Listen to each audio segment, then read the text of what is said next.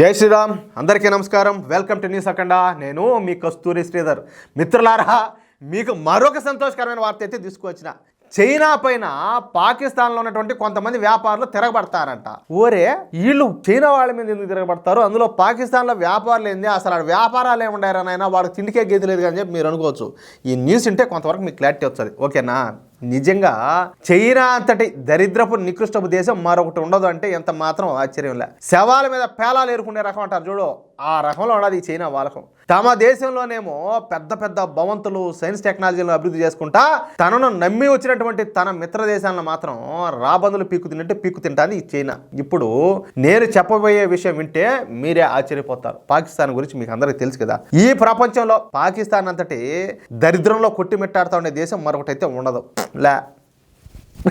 లే వేరే ఇంకా అట్టున్నది దాని పని. ఓకేనా? పాకిస్తాన్ ప్రజలకు కనీసము నీట్నెస్ అంటే తెలియదంట. పాకిస్తాన్లోని కొన్ని లగ్జరీ ప్రాంతాలు తప్పించి మిగిలిన ప్రాంతాలన్నీ కూడా ఈ మురుగువాసన వస్తూ ఉంటాయంట. ఒకటే గబ్బు కొడతా ఉంటాయంట. ఇక పాకిస్తాన్లోని మెజార్టీ ప్రజలు వారానికి 1-2 సార్లు మాత్రమే స్నానం చేస్తారంట. ఎందుకు నాయన? అది కూడా చేయకుండా ఉంటే ఇంకా మంచిది కదా. ఈ తీట, గెజ్జి, తామర, ఎన్ని బుల్లి గిల్లి అన్నీ వచ్చి నాకు సర్వనాశనం అయిపోతారా? రోగాలు వచ్చా ఎందుకు స్నానాలు చేయడమా? నేను మీకు ఒక మాట చెప్తానండి, వీళ్ళు స్నానానికి ఈ సబ్బులు, షాంపులు కూడా సరిగ్గా వాడరంట. అందుకే పాకిస్తాన్లో సబ్బుల వ్యాపారం పెద్దగా ఉంటుంది అంట. ఏం లే, స్నానం మళ్ళీ ఊరికైనా గొడ్లు వేసుకొని దానికి అత్తర కొట్టుకుంటా అంటే సరిపోతుంది. గమగమలాడతా. సబ్బు వద్దు, షాంపూ వద్దు, ఏమొద్దు. అబ్బా ఎటువంటి అలవాట్లు రా నాయన. వీళ్ళకి మళ్ళీ భారతదేశం కావాలా? చూడండి ఒకసారి. ఇక పాకిస్తానీల ఆర్థిక పరిస్థితుల గురించి మనకు తెలిసిందే. ఈ పాకిస్తానీలకు తినడానికి తిండి లేక విదేశాలకు వెళ్ళి బిచ్చమెత్తుకుంటున్నారు. నేనేం అబద్ధాలు చెప్పడం లేక, కావాలంటే ఆ గూగుల్లో ఎత్తుకోండి. సౌదీ అరేబియాని వీళ్ళ దెబ్బకు తట్టుకోలేక మా దేశాలు అడుక్కునే వాళ్ళు అంత ఎక్కువైపోతున్నారు ఈ పాకిస్తాన్ వాళ్ళు అని చెప్పేసి వీళ్ళని ఎలమొత్తారు. అర్థమవుతుందా?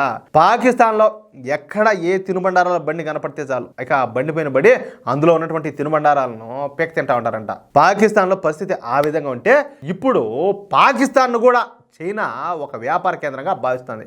ఇదే శవాల మీద పేలాలు ఏరుకోవడం అంటే పాకిస్తాన్ ప్రజలకు కావాల్సినటువంటి ఆహార పదార్థాలను, ఇతర చిన్న వస్తువులను చైనా వ్యాపారులే అమ్మడం ప్రారంభించారు. అంటే పాకిస్తాన్లోని ఈ పాకిస్తాన్ వ్యాపారులను, ఉత్పత్తిదారులను పక్కన పెట్టి నేరుగా చైనా వ్యాపారులే పాకిస్తాన్లో వ్యాపారం చేయడం మొదలుపెట్టినారు. చిన్న వ్యాపారాలు చేసుకొని పొట్ట నింపుకునే పాకిస్తానీలా పొట్ట కొట్టడానికి కూడా ఈ చైనా వెనకాడడంలే. అర్థమైందా?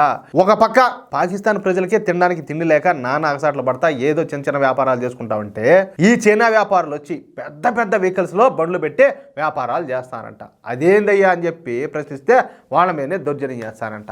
కానీ ఏడుండేవాళ్ళు అందరూ ఉండారు చూడు, వీళ్ళకి చైనా మాత్రం బాగా సమ్మగా కనపడుతుంది. కానీ భారతదేశం అంటే మాత్రం యాళ్ళైన కోపం, ద్వేషం. అర్థమవుతుందా? ఎందుకంటే మనోళ్ళు బాయ్ అంటారు కదా, అదే తప్పు. ఇప్పుడు చైనాలో ఉయ్గుర్ ముస్లింలు అనేవాళ్ళు ఉంటారు. వాళ్ళని ఎంత రాచరంపాన పెడతా ఉంటారంటే కనీసం వాళ్ళకి ఎటువంటి స్వేచ్ఛాధికారాలు కూడా ఉండవు. కానీ చైనా మాత్రం పాకిస్తాన్కి మిత్ర దేశం. కానీ ముస్లింలను ప్రపంచంలో ఏ దేశమైనా కూడా బాయ్ అని పిలుస్తుంది అంటే అది ఒక భారతదేశం మాత్రమే. భారతదేశంలో హిందువులు పరమత సహనం పాటించినట్టు ప్రపంచంలో ఏ దేశం కూడా పాటించదు. కానీ ఈ పాకిస్తాన్కు భారతదేశం మాత్రం శత్రు దేశం. ఆ పాకిస్తాన్కు వంతబాడి ముండా కొడుకులు 7 మంది ఉన్నారు. దాన్ని బట్టి మీరు అర్థం చేసుకోండి.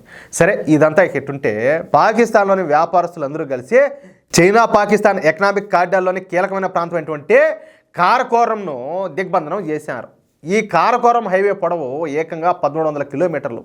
ఈ కారకోరం హైవేను అటు చైనాను, ఇటు పాకిస్తాన్ రాజధాని అయినటువంటి ఇస్లామాబాద్ను కలుపుతుంది. దీంతో పాకిస్తాన్ ప్రజలు ఈ కారకోరం హైవేను దిగ్బంధనం చేసి పారేశారు. అడుక్కునేవాడి దగ్గర నుంచి ఇదేదో అడుక్కునేవాడి దగ్గర గీక్కు తిన్నట్టు అసలే మేము కూటికి లేక చిన్న వ్యాపారాలు చేసుకొని బతుకుతా ఉంటే ఇప్పుడు చైనా వ్యాపారులు ఈ పెద్ద స్టాల్స్ అన్ని పెట్టి మా వ్యాపారాన్ని అంతా కూడా గెద్దమారి దొరుకొని పోతారు.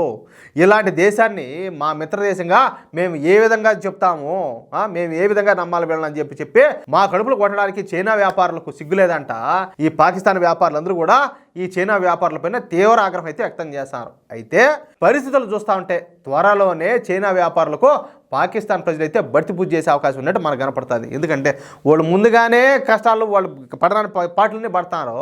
ఇప్పుడు మళ్ళీ ఈ చైనా వ్యాపారులు వచ్చి ఆడ మళ్ళీ వాళ్ళకు ఉండే ₹6 కూడా వాటిని కూడా దోసుకొని తింటే వాళ్ళ పొట్ట కొడితే ఇంక వాళ్ళ కడుపు మండిపోదా? ఇది స్నేహం అంటే ఎట్టుంటుందో, స్నేహం ఎవరితో చేయాలనో, స్నేహం ఎవరితో చేస్తే మంచి జరుగుతుందో కొంచెం స్నేహం చేయబోయేటప్పుడే ముందే ఆలోచించేయాలి. లేకపోతే పరిస్థితులు ఎట్టుంటాయంటే ఇది ఎట్టుంటాయి. అర్థమైందా? అందుకని పెద్దవాళ్ళు చెప్తారు, స్నేహితుడిని ఎంచుకోబోయే ముందు ఆలోచించి స్నేహితుడిని ఎంచుకోవాలంటారు. అర్థమవుతుందా? ఇప్పుడు చైనాని ఎంచుకునేది పాకిస్తాను, ఫలితం అనుభవిస్తుంది. ఇట్టుంటుంది అది మ్యాటర్.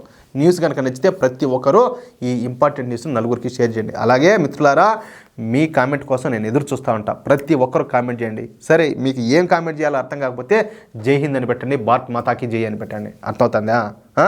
అలాగే ఈ న్యూస్ చూస్తున్నటువంటి ప్రతి ఒక్కరు కూడా మన ఛానల్ సబ్స్క్రైబ్ చేసుకోండి, సపోర్ట్ చేయండి ప్లీజ్. జై శ్రీరామ్.